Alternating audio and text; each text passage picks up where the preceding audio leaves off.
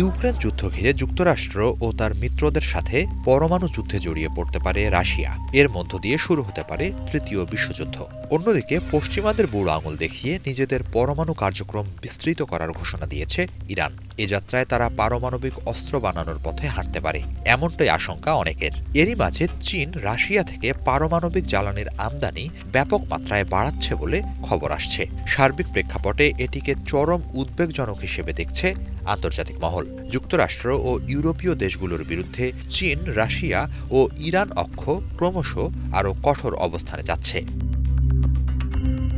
কাস্টমসের পরিসংখ্যানের বরাত দিয়ে রুশ গণমাধ্যম RIA নভোস্তির এক প্রতিবেদনে বলা হয়েছে, চলতি বছরের প্রথম 10 মাসে গত বছরের একই সময়ের তুলনায় রাশিয়া থেকে 3.2 গুণ বেশি পরিমাণ ইউরেনিয়াম কিনেছে চীন।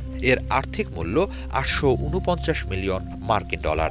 সেপ্টেম্বরের তুলনায় অক্টোবরে রাশিয়া থেকে দ্বিগুণ পরিমাণ ইউরেনিয়াম আমদানি করেছে চীন, যার আর্থিক মূল্য 216 মিলিয়ন ডলার। প্রতিবেদনে বলা হয়, এবছর রাশিয়া থেকে সর্বোচ্চ ইউরেনিয়াম আমদানিকারক দেশ হল চীন। উত্তর কোরিয়াও দেশটি থেকে উল্লেখযোগ্য মাত্রায় ইউরেনিয়াম আমদানি করছে বলে জানানো হয়। সর্বোচ্চ আমদানিকারকের তালিকায় উত্তর কোরিয়া আছে দ্বিতীয় অবস্থানে। এবছর তারা 650 মিলিয়ন ডলার মূল্যের ইউরেনিয়াম আমদানি করেছে। চীন যে কোনো সময় তাইওয়ানকে মূল ভূখণ্ডের সাথে একীভূত করার পথে হাঁটতে পারে। অন্যদিকে তাইওয়ান চায় স্বাধীনতা। এ নিয়ে চলমান উত্তেজনার মাঝেই চীনের বিপুল পরিমাণ পারমাণবিক জ্বালানি আমদানি তাইওয়ানে আগ্রাসন চালানোর প্রস্তুতি কিনা, এমন প্রশ্ন জোরালো হচ্ছে।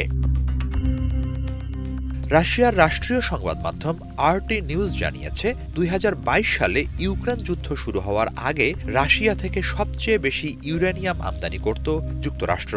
যুক্তরাষ্ট্রের পারমাণবিক চুল্লিগুলোতে ব্যবহৃত 1/4 ইউরেনিয়ামের যোগানদাতাই ছিল রাশিয়া। কিন্তু ইউক্রেন যুদ্ধের প্রেক্ষাপটে রাশিয়া থেকে কম পরিশোধিত ইউরেনিয়াম আমদানি নিষিদ্ধ করে ওয়াশিংটন। তবে বিকল্প উৎস না পেলে জাতীয় স্বার্থের প্রশ্নে 2028 সাল পর্যন্ত জ্বালানি ডিপার্টমেন্টকে আমদানির ব্যাপারে কিছুটা ছাড় দেওয়ার ক্ষমতা অর্পণ করা হয়।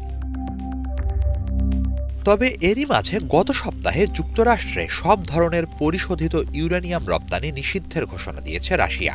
এই পদক্ষেপকে যুক্তরাষ্ট্রের দ্বিমুখী ও স্বার্থসন্ধানী অবস্থানের প্রতিক্রিয়া বলে উল্লেখ করেছে তারা। বিশ্ববাজারে মোট চাহিদার 40% পারমাণবিক জ্বালানি যোগান দেয়া রাশিয়ার এই পদক্ষেপ যুক্তরাষ্ট্রের পারমাণবিক জ্বালানি খাতে ঘাটতি তৈরি করবে বলে আশঙ্কা দেখা দিয়েছে। হিজল জোবায়ের, বাংলা ভিশন।